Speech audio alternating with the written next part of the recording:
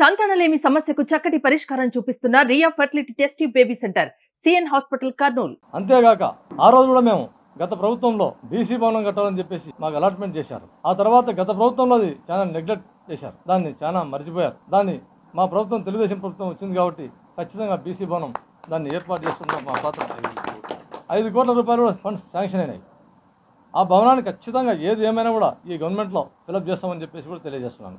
అంతేగాక కులగణన కూడా తెలుగుదేశం పార్టీ ఖచ్చితంగా ఈ కులగణన కట్టుబడింది. కులగణన చేస్తే అప్పుడు ఈ బీసీ సోదరుల యొక్క సంఖ్యాబలం తెలిసి ఖచ్చితంగా రాబోయే రోజుల్లో చట్టసభల్లో బీసీల పాత్ర ఈ కర్నూలు జిల్లాలో అమోఘంగా ఉంటుందని చెప్పి తెలియజేస్తున్నాను. అంతేగాక ఈ బీసీ భవనం కూడా కొంచెం గతంలో నుంచి కూడా ఈ బీసీ భవనం మేము ఎన్నో మీటింగ్లు చేస్తున్నామని చెప్పాను.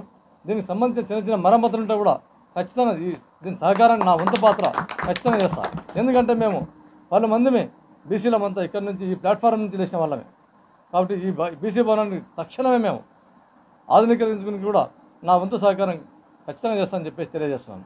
అంతేగాక తెలుగుదేశం పార్టీ 2024 ఎలక్షన్లో బ్రహ్మాండం గణనీయమైన మెజార్టీతో వచ్చింది.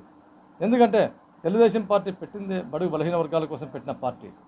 అందులో భాగంగా కర్నూలు అయితేనేమి రాష్ట్ర వ్యాప్తంగా అయితేనేమి దామాషా ప్రకారం సీట్లను కేటాయించడంలో చంద్రబాబు గారు సక్సెస్ అయ్యారు. అందులో భాగంగానే తెలుగుదేశం పార్టీ 164 సీట్లు సాధించింది. కాబట్టి రాబోయే రోజుల్లో ఈ కర్నూలు పార్లమెంట్లో బీసీలు అధికంగా ఉన్నారు. ఎమ్మెల్యే సీట్లు అయితేనేమి, మళ్ళీ ఎంపీ సీట్లు అయితేనేమి, నామినేటెడ్ పోస్ట్ అయితేనేమి, ప్రతి ఒక్క సీట్ సాధనలో ఈ బీసీ భవన్ నుంచి మేమంతా ఒక ఐక్యతారాగంతో ఖచ్చితంగా బీసీలందరికీ న్యాయం జరిగేలా మేమంతా పాటుపడతామని చెప్పేసి తెలియజేస్తున్నాను.